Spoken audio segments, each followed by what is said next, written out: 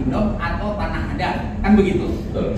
Kalau kita kembalikan ke rekomendasi dari BPN, kan sudah jelas, sudah di lokasi yang dimintakan SPPT itu udah ada sertifikat grade PM1, itu sudah sertifikat. Kedua, gendong, tapi belum sertifikat.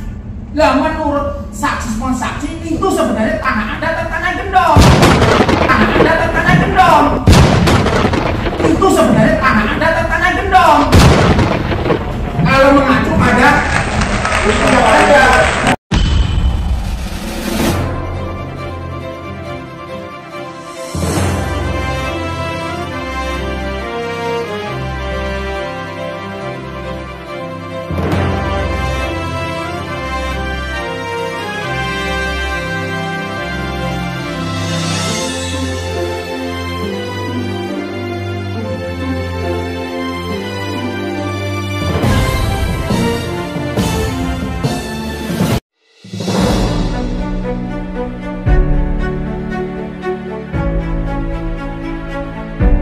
Mantan Perali Gunawan Muhammad, dugaan pemalsuan surat tanah, BPN sebut tidak ada pengajuan sertifikat atas tanah tersebut.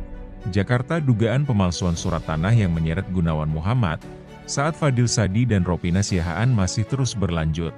Meski belum ada kesaksian yang mengerucut dalam memberikan kesaksian terkait dugaan pemalsuan surat tanah, Jaksa Penuntut Umum, JPU, menghadirkan saksi Kepala Kantor Badan Pertanahan Nasional Kanwil Jakarta Pusat periode tahun 2021 hingga 2023.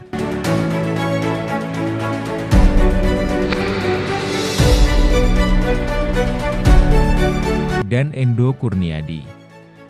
Persidangan ini digelar di Pengadilan Negeri Jakarta Pusat, di ruang Umar Senoaji 1, Yusuf Pranowo sebagai Ketua Majelis Hakim. Syami dalam kesaksiannya mengatakan bahwa tanah yang berada di Pramuka Ujung itu masih merupakan tanah kosong, belum bersertifikat.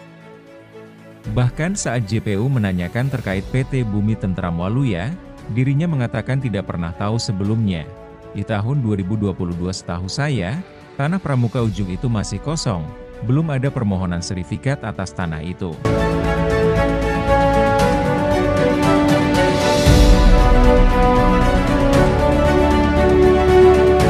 Kalau PT Bumi Tentram Waluya pernah dengar, tapi belum pernah tahu sebelumnya. Katanya Rabu, 25 September 2024. Endo Kurniadi memberikan keterangan dirinya membenarkan bahwa belum ada pengajuan sertifikat atas tanah yang berlokasi di Pramuka Ujung tersebut. Dalam penjelasannya, Endo juga merinci persyaratan pengajuan sertifikat tanah, yaitu melampirkan surat girik, sejarah tanah, bukti atas kepemilikan tanah. Jikalau untuk tanah di Pramuka Ujung belum ada pengajuan sertifikat, jelasnya.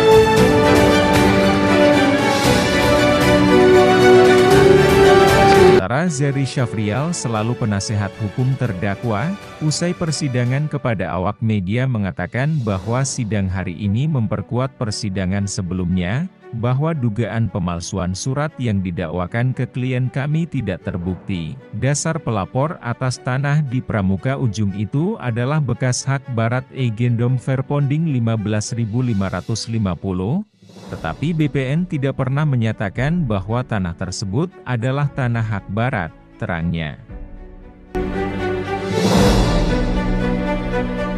Zeri berharap saksi-saksi yang dihadirkan JPU dapat mengungkap kebenaran menjadi terang benderang atas perkara ini.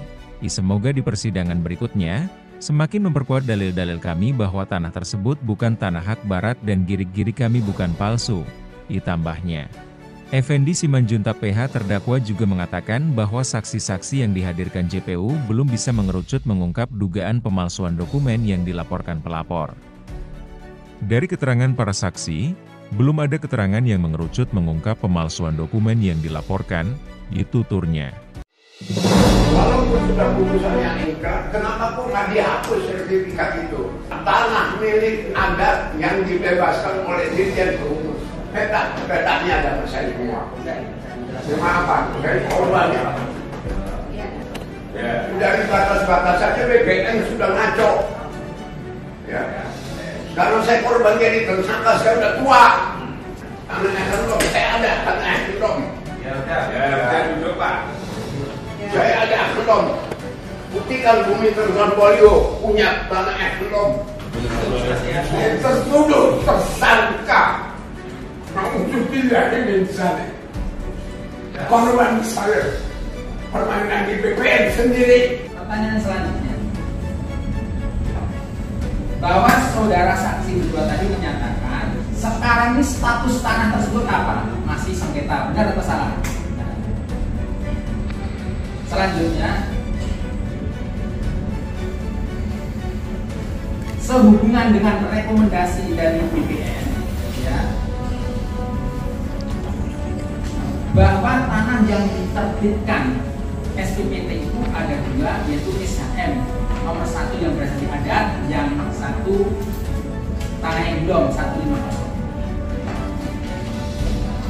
Tadi saksi ditanyakan karena tanah tersebut belum terbit sertifikat, jadi tidak bisa menentukan itu tanah yang belum atau tanah adat, kan begitu? Kalau kita kembalikan ke rekomendasi dari BPN, kan sudah jelas, sudah di lokasi yang dimintakan SPPT itu sudah ada sertifikat grade M1, itu sudah sertifikat. Kedua, gendong, tapi belum sertifikat. Lah menurut saksi itu sebenarnya tanah adat atau tanah gendong? Kalau mengacu pada hukum yang ada. Pertanyaannya biasa aja Pak. Ya maaf.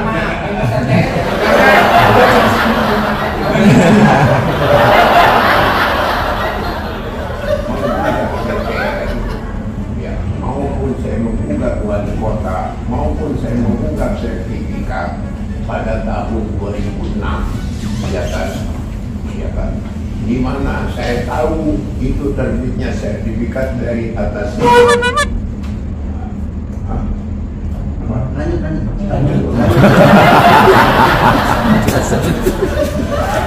Pemilik mengaku pemilik berdasarkan apa jual beli dari kuasa penjual ke kuasa pembeli.